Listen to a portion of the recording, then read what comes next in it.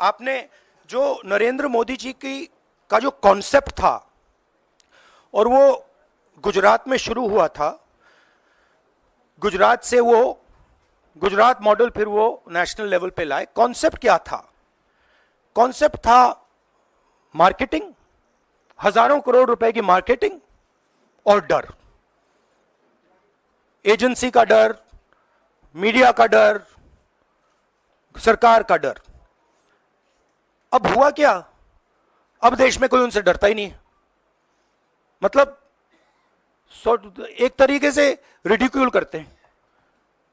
जो पहले 56 इंच की छाती थी, अब नंबर तो नहीं दे सकता हूं, बट 30-32 हो गई है, राइट? तो अब पूरा जो ढांचा था, इतना बड़ा गुब्बारा था, वो इतना बड़ा हो गया।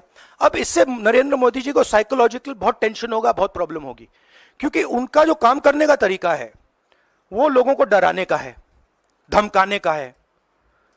अब वो डर चला गया। आपने देखा, पता नहीं देखा या नहीं, वाराणसी में वो चप्पल मार दी किसी ने। अब आप इमेजिन कीजिए, चुनाव से पहले अगर कोई मारना भी चाहता था डरता, तो वो जो डर था वो गायब हो गया, खत्म हो गया। और इंटरनल भी प्रॉब्लम्स हैं, इनकी पार्टी में प्रॉब्लम्स हैं, इनके पेरेंट ऑर्गेनाइजेशन में इश्यूज हैं।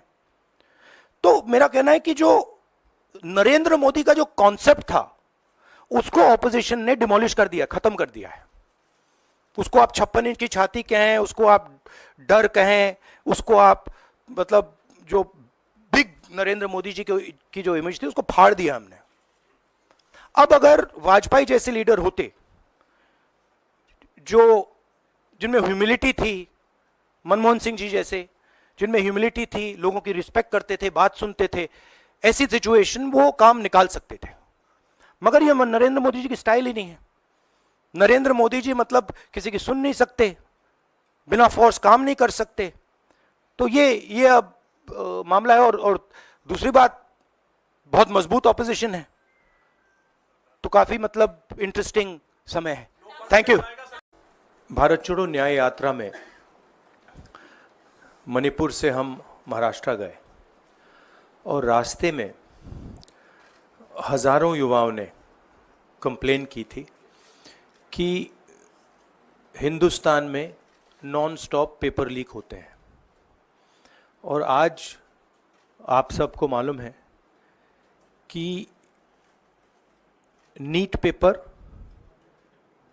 एंड यूजीसी एनईटी के जो पेपर्स हैं वो लीक हुए हैं और एक कैंसिल भी हुआ है।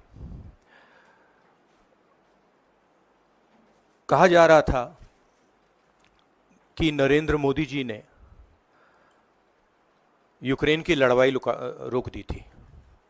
मतलब एक ऑर्डर देके जो रूस और यूक्रेन के बीच में लड़ाई चल रही थी उसको रोक दिया था, ब्रेक लगा दी थी।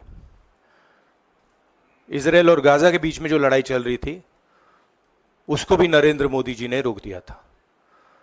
मगर किसी ना किसी कारण जो हिंदुस्तान में पेपर लीक हो रहे हैं उसको नरेंद्र मोदी रोक नहीं पा रहे हैं या रोकना नहीं चाहते हैं। नुकसान स्टूडेंट्स का होता है।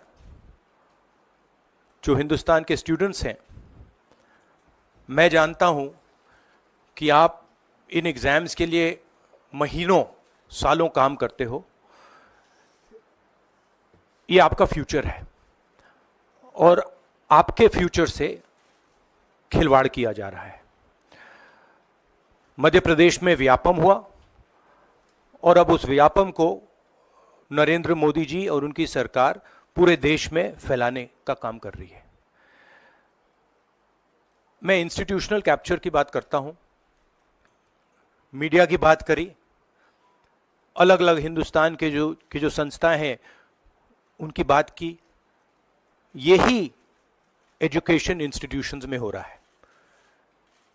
पेपर लीक का कारण है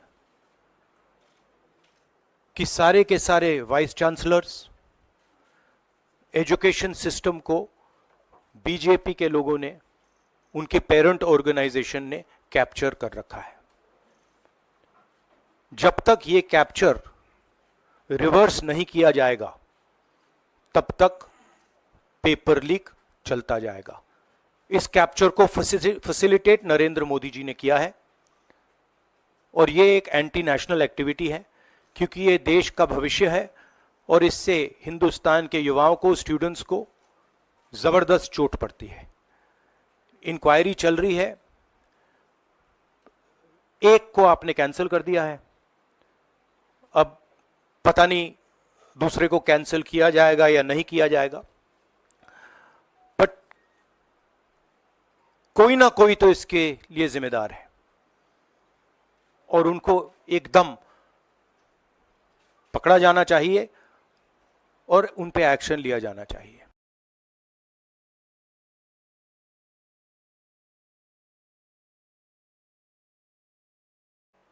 पूरा देश जानता है, युवाओं आप सब जानते हो कि इसका पहले एपिसेंटर मध्य प्रदेश हुआ करता था, वहां पे 40-50 लोगों की हत्या हुई थी, ये तब शुरू हुआ था। आप जानते हो कि गुजरात में, उत्तर प्रदेश में और मध्य प्रदेश में इन चीजों का एपिसेंटर है। और आप ये भी जानते हो कि बीजेपी के लोग कहते हैं कि हमारी लेबोरेटरी मध्य प्रदेश और गुजरात है। तो लेबोरेटरी से यह काम शुरू हुआ है और अब यह काम देश में फैल रहा है और आपका इससे नुकसान हो रहा है। जब तक यह रिवर्स नहीं किया जाएगा, जब तक हिंदुस्तान के इंस्टीट्यूशंस इनके हाथों से नहीं छीने जाएंगे और इफेक्टिव, ऑनेस्ट, इम्पार्शियल लोगों के हाथ में नहीं जाएंगे, तब तक ये होता रहेगा। और मैं आपको बता रहा हूं, जब तक बीजेपी रहेगी ये बढ़ता जाएगा।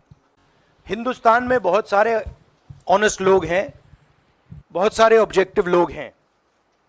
अगर ऑब्जेक्टिव लोगों को, ऑनेस्ट लोगों को आप ये काम दोगे, पेपर लीक नहीं होगा।